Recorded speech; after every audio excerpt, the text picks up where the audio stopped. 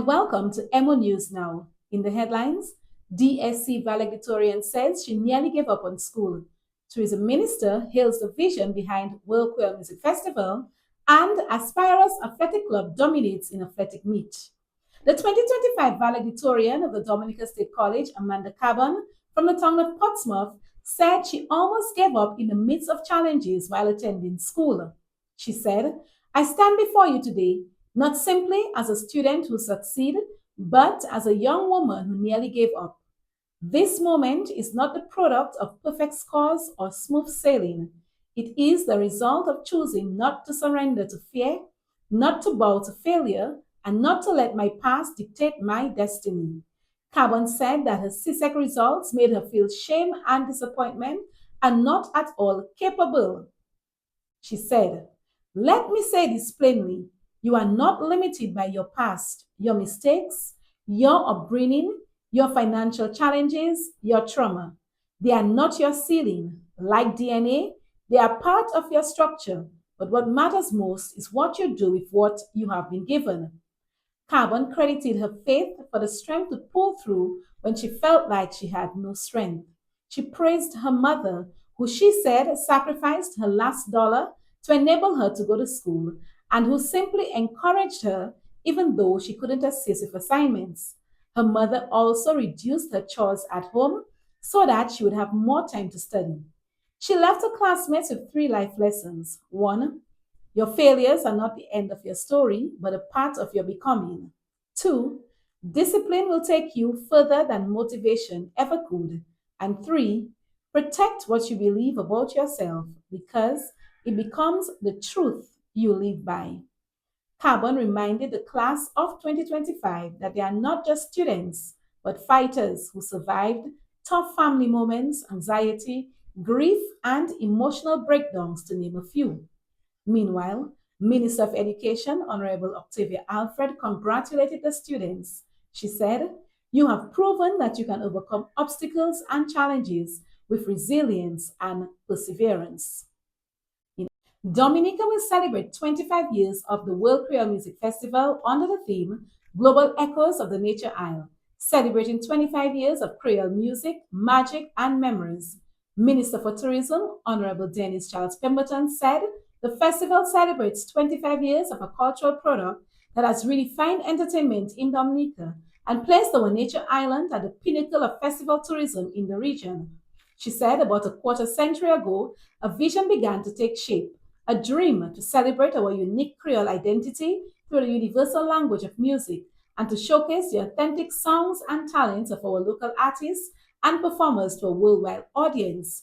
We lit a spark, and today that spark is a blazing fire that burns bright across the Caribbean, diaspora, and the world.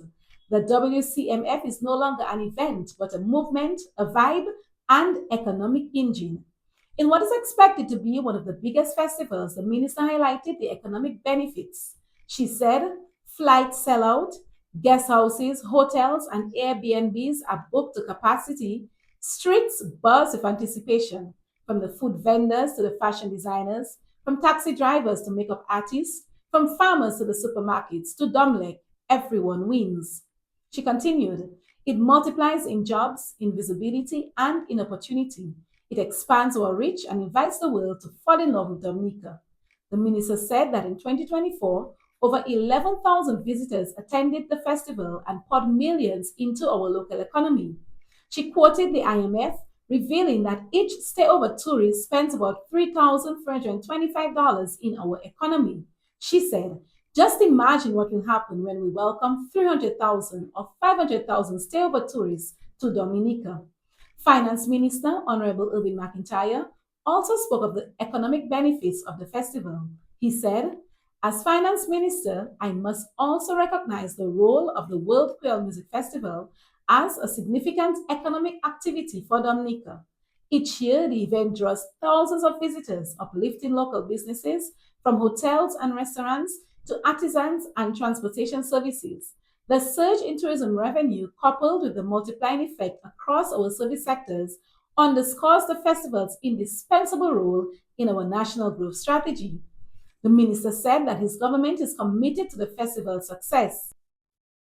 Headlining the 2025 World Creole Music Festival is the world boss himself, Vibes Cartel, with other performances from Spice, New Look, Burning Flames, Romaine Virgo, Ophelia Marie, Gordon Henderson, Asa Banton, Signal Band, and much more. Regionally, Honorable Andrew Holness, Prime Minister of Jamaica and Chair of CARICOM, has urged Caribbean nations to act strategically and uphold unity in the face of global challenges. As small states, we are vulnerable to economic shocks and global marginalization. We must think strategically and act together, guided by shared values, he stated during the opening of the 49th regular meeting of CARICOM heads of government in Montego Bay on July 6. Under the theme People, Partnerships, and Prosperity, promoting a secure and sustainable future, Wholeness emphasized human development, youth inclusion, and regional cooperation. With youth comprising 60% of the population, he called for their active role in shaping policies. Engaging young people must be a strategic priority, not symbolic, he said. Wholeness also underscored the need for stronger regional and global partnerships built on trust and reaffirmed the commitment to inclusive, sustainable economic growth.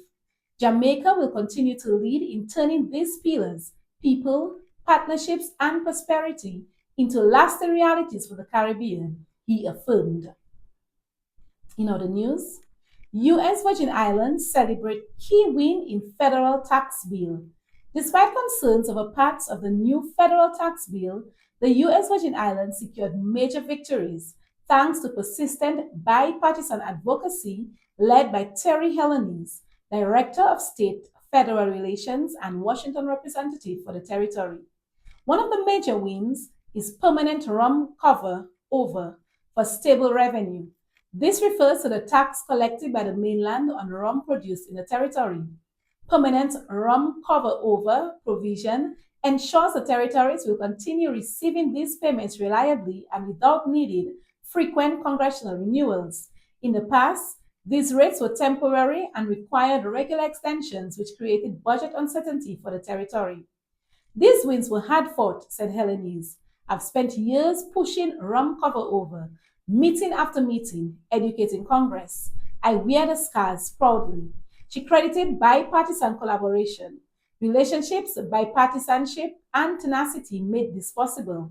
Although past efforts stalled, Helenies called this a turning point born from relentless cross party advocacy.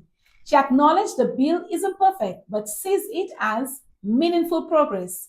It proves that smart, focused advocacy can bring real lasting change in the Virgin Islands. She remains committed to advancing other priorities like Medicaid, Medicare, and SNAP. In other news, Russia's investigative committee says former Transport Minister Roman Starovoyt has been found dead, apparently from a self inflicted gunshot wound.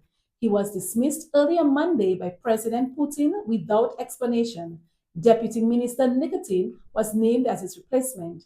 Starovoyt became Transport Minister in May 2024 after nearly 9 years as governor of the Kursk region, which was partly occupied by Ukrainian forces in August. Although Russia later retook most of the area, Ukraine claimed in June it still held a small portion of Russian territory. His successor, Smirnov, was arrested in April for allegedly embezzling funds for border fortifications. Russian outlet Kommersant reported that Starovoyt was about to be named a suspect in the same case. The exact time of his death remains unclear, though a lawmaker said it occurred quite a while ago. When asked earlier Monday if Starovoyt was dismissed due to a loss of trust, Kremlin spokesman Dmitry Peskov said no such language was used in the official decree. And internationally, the death toll from flash floods that struck central Texas on Friday has now climbed to more than 100 people and an unknown number of others missing. Camp Mystic, a Christian all girls summer camp on the Guadalupe River, confirmed that at least 27 girls and staff were among those dead. 10 girls and a counselor are still missing.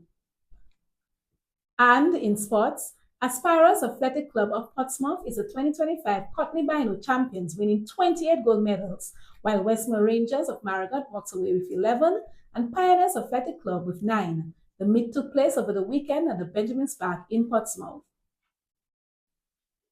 Emonews congratulates Aspirers Athletic Club for their outstanding performance at the Courtney Bino Athletic Championship over the weekend. Barbados is preparing to host tennis fans from across the region and the world for the 2025 Barbados Friendship Cup, scheduled for October 27 to the 31st at the Raymond Ford National Tennis Center. This year's event will include both an open tournament and a senior tournament, featuring men's doubles and mixed doubles categories. This has been Emonews Now. I am your presenter, Soana Benjamin. Thanks for joining.